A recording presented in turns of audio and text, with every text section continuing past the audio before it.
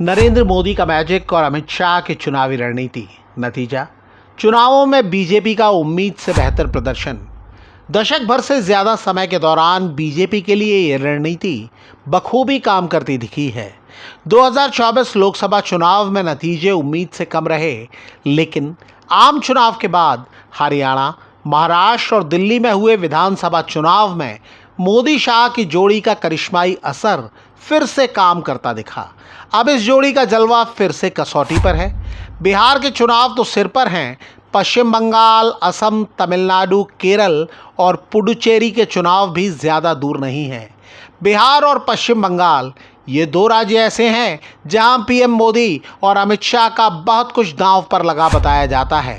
राजनीति के जानकार दावा करते हैं कि इन दो राज्यों के नतीजों का असर सिर्फ स्थानीय ही नहीं बल्कि केंद्र की राजनीति पर भी दिख सकता है। यहाँ के नतीजे 2029 के लोकसभा चुनाव की दिशा भी तय करने वाले साबित हो सकते हैं। बिहार और पश्चिम बंगाल दोनों राज्यों की अपनी चुनौतियां हैं और कई लोग पूछ रहे हैं, चुनावी जीत की कई कहानियां लिख चुकी मोदी शाह की जोड़ी के लिए असली अग्नि परीक्षा कहां है। बिहार में चुनाव सामने हैं और बीजेपी ने अपनी पूरी ताकत लगा दी है। अमित शाह की ओर से मिले संकेतों के आधार पर राजनीति के जानकारों का दावा है कि बीजेपी इस बार राज्य में अपना मुख्यमंत्री बनाना चाहती है। बीजेपी बिहार में लंबे समय से एनडीए सरकार का हिस्सा है, लेकिन ज़्यादातर समय नीतीश कुमार मुख्यमंत्री रहे हैं। 2020 में बीजेपी ने ज़्यादा सीटें जीती, तब भी सीएम नीतीश कुमार रहे। पिछली बार बीजेपी ने 74 सीटें जीती थी और इस बार वो ये संख्या बढ़ाना चाहेगी ताकि चुनाव बाद सीएम की कुर्सी पर उसका हक मजबूत हो जाए। अंदरूनी दांव पेच को देखते हुए यह दावा भी किया जा रहा है कि जेडीयू के कई नेता भी चुनाव बाद इसके लिए तैयार हो सकते हैं। राजनीति के जानकारों का दावा है कि जेडीयू के ललन सिंह और संजय झा जैसे नेता अब नीतीश कुमार से ज़्यादा अमित शाह की बात मानते हैं। बिहार में मोदी शाह को चुनौती दे रहे हैं लालू प्रसाद यादव और तेजस्वी यादव। लालू भले ही बीमार हैं और मैदान में सक्रिय नहीं हैं, लेकिन उनकी राजनीतिक विरासत आज भी मजबूत है। वहीं तेजस्वी युवा और लोकप्रिय तो हैं, लेकिन अपने परिवार की अंदरूनी कलह और कई दूसरे मोर्चों पर लगातार लड़ रहे हैं। बिहार में जीत और बीजेपी का मुख्यमंत्री बनाना मोदी शाह की जोड़ी के लिए एक बड़ी उपलब्धि होगी, लेकिन क्या बंगाल की चुनौती इससे भी बड़ी है? पश्चिम बंगाल एक ऐसा किला है जिसे पीएम मोदी इस बार जीतना ही चाहते हैं। बीते कुछ महीनों से पीएम मोदी बिहार और पश्चिम बंगाल का दौरा साथ साथ कर रहे हैं, यानी अपने दौरे में वो दोनों राज्यों को कवर करते हैं और इससे उनका फोकस जाहिर होता है। आरएसएस की नज़र भी पश्चिम बंगाल पर है। इसी साल आरएसएस प्रमुख मोहन भागवत ने भी पश्चिम बंगाल में काफ़ी समय लगाया, जो ये दिखाता है कि वो भी इस राज्य को कितनी गंभीरता से ले रहे हैं। लेकिन यहाँ असल चुनौती वोटों के गणित को अपने पक्ष में करने की है।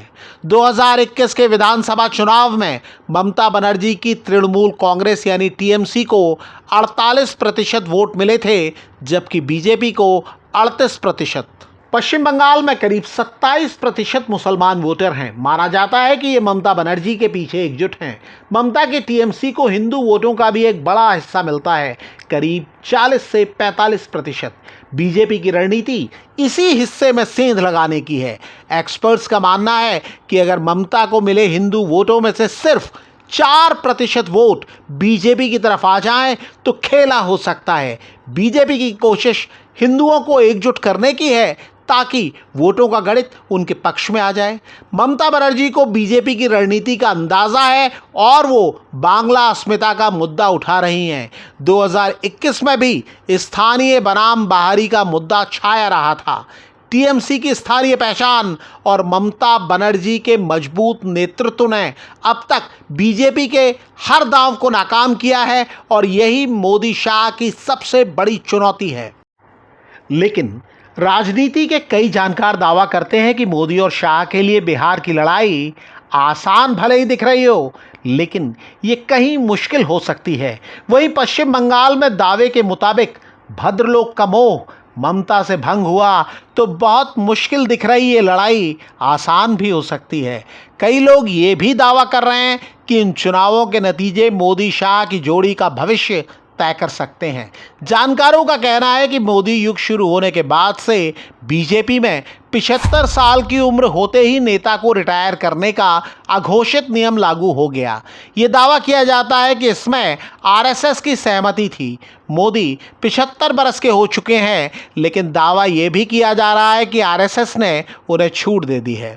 जानकार ये भी दावा कर रहे हैं कि ये छूट कब तक बढ़ती रहेगी, इसका फैसला बिहार और पश्चिम बंगाल के चुनाव नतीजों से तय हो सकता है।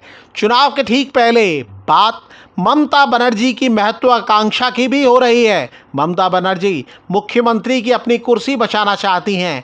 उन्हें इस बात की भी जानकारी है कि आरएसएस और बीजेपी में नरेंद्र मोदी के रिटायरमेंट को लेकर चर्चा छिड़ चुकी है। जानकारों की राय में ममता बनर्जी मानती हैं कि अगर वो एक बार फिर पश्चिम बंगाल जीत लेती हैं तो 2029 में पीएम की कुर्सी की बड़ी दावेदार बन सकती हैं।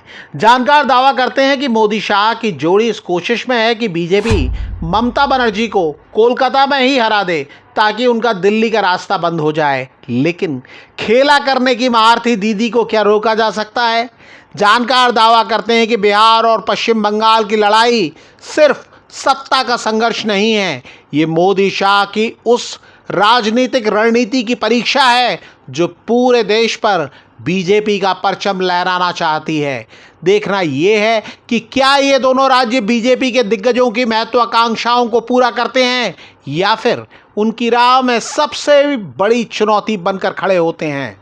आपको क्या लगता है, कौन सा राज्य है मोदी शाह के लिए असली इम्तिहान? अपनी राय कमेंट में ज़रूर बताएं।